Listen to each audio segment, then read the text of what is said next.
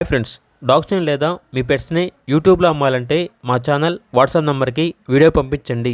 అలాగే మన ఛానల్ని ఇంకా సబ్స్క్రైబ్ చేయకపోతే వెంటనే సబ్స్క్రైబ్ చేసి పక్కనే ఉన్న బెల్ ఐకాన్ని యాక్టివేట్ చేయండి. Friends, let's start the video. Hi friends, welcome to our channel.